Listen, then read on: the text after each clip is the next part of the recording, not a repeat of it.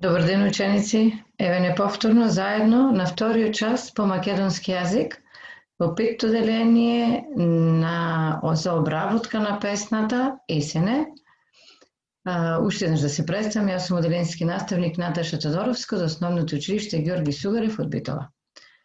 Значи, минатиот час ја обработувавме песната Есене, прекрасна есента, прекрасни се боите на есента, и затоа 2 часа ќе посветиме токму на ова прекрасна лирска творба. Рековме дека овој час ќе анализираме песната, па да видиме кои цели треба да ги оствариме на овој час.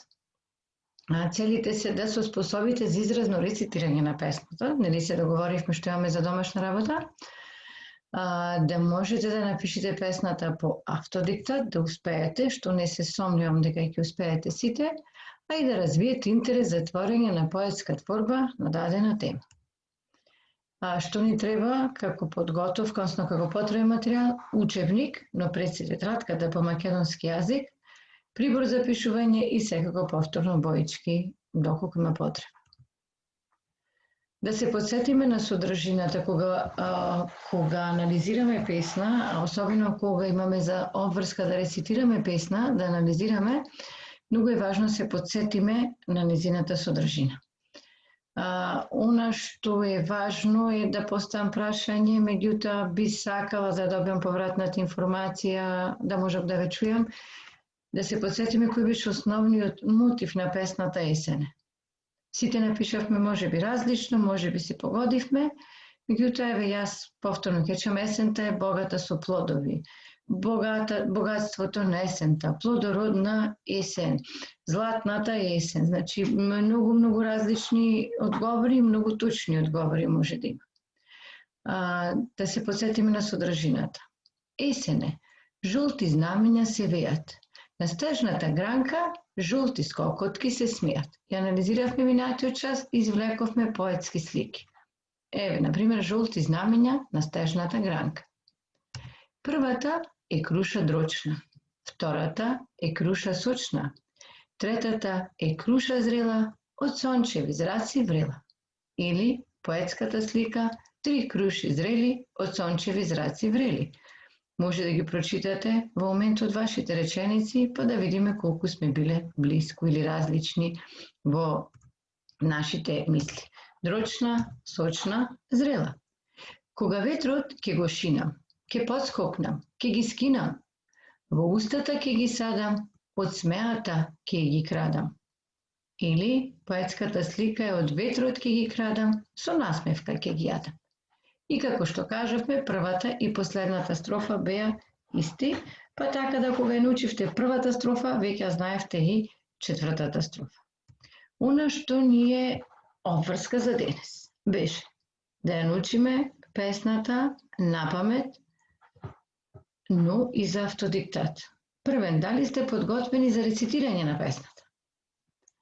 Вака, сега ќе отворам и ќе прочитате првата строфа и ќе затворам. Да се подсетим. Значи, кратко, стопирајте го видеото, прочитайте, заминува строфата. Дали може сега да ја кажете гласно на некој што е присутен до вас? Да провери вашето братче, сестричка, родители, баба, дедо. Бидете, значи, замислете дека таму е наставникот и да видат да проверат тие колку вие добро сте научиле песна. Одиме со втората строфа.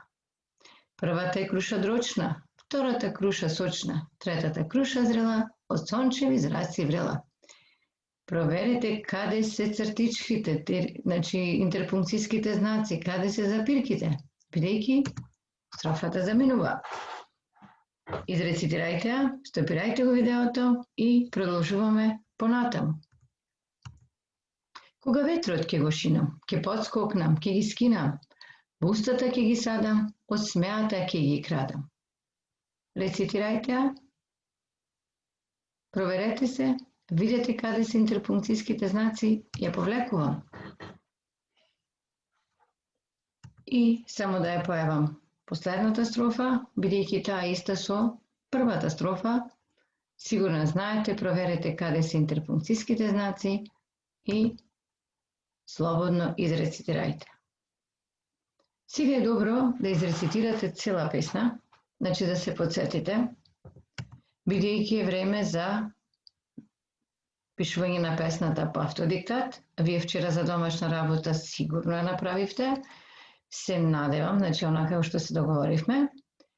И затоа подгответе тетрадката, погледнете дали моливот ви е добро нарежан, бидејќи е многу важно пишувањето да е убаво, педантно и читливо.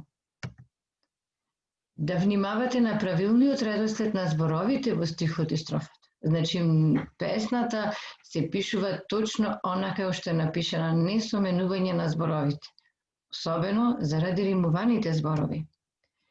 Внимавај да не ги заборавиш интерпункцијските знаци.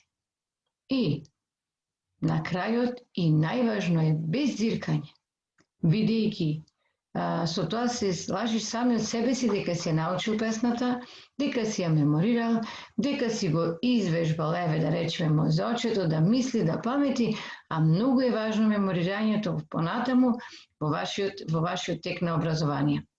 Затоа, без да се лажите себе си, затвори ги учебниците, подготви се за пишување, може да си пуштиш и време да видиш колку време ти е потребно, значи да си пуштиш топерица, за да напишеш песната. Интерпункцијски знаци, правилен редослед и успешна работа. Стопирај го видеото. Време е да се вратиме насад. Се надевам дека ја завршивте работата сите навремено. Сега е време да правиме проверка. Дали сте вие подготвени за самооценување? Сами да се оцените, реално се оцените, тоа викаме објективно оценување. Што е важно? Во првата строфа, кога ја подготвував, забележав дека има 13 зборови и 3 знаци, 2 запирки во првиот стих и 1 извичник во третиот стих. Што значи? Вие треба да си проверите дали ги имате овие 13 зборови и 3 знаци во првата строфа. Во втората строфа пак имате 16 зборови и 7 знаци. Значи сите знаци кои што беа, кои што треба да ги имате, да си проверите дали е така. Во третата строфа 21 збор и 5 знаци и во четвртата строфа 13 зборови и 3 знаци, исто како што беше во прва. Сега, ваша задача е да си броите, да си правите проверка, стопирајте го екранот, гледајте ги, значи правете си точно проверка, да видите дали сте ги употребиле точните зборови и истите знаци кои што се представени во песна. Она што е важно, кога одредував на кој начин ќе се оценуваме, дека има вкупно 63 зборови, а вкупно се 18 знаци.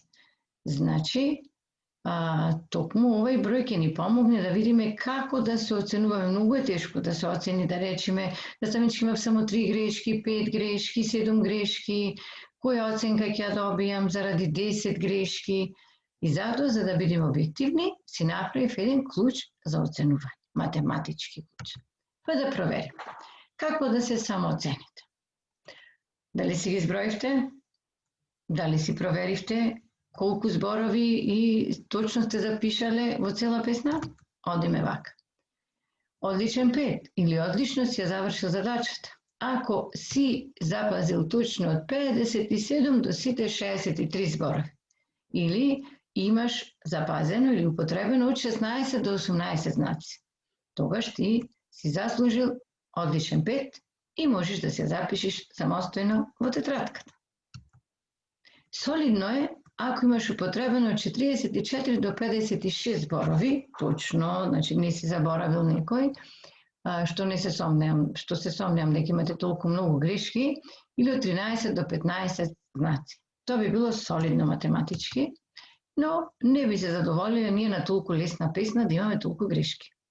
Добро е ако ова човечето гледате не е баш задоволно за да биде добро, од 32 до 43 зборови сте напишале, или сте напишале првата и втората строфа, например, а третата и четвртата не, или 9 до 12 знаци, и потруди се повеќе следниот пат, бидејќи и ти не си задоволен. И јас, и ти, и твојата наставничка, па и твоите родители нема да се задоволни, толку лесна песна да не успееш да научиш напамет. Значи, она што е важно е дека македонски јазик се учи лесно како песна, само ако се внимава. Затоа јас со оваа песна која што навистина това час се работи, имаме уште многу да се работи од неа, изработив еден интерактивен работен лист кој што веднаш можете да го проверите, да го изиграте со кликање на следниот линк. Значи, ќе добиете работен лист на кој што можете и преку мобилниот, значи преку мобилниот телефон, во моментот да го активирате со кликање на истиот. Да покажеме како е тоа, значи неколку пати можете, бидејќи тоа е тест, колку пати кликните на него, значи може да си проверувате. Само да видиме како ќе излези тука на интернет. Доколку не се појави линкот, значи ќе биде споделен накнадно, слободно може да го изиграте и се гледаме на следен час заедно со вас.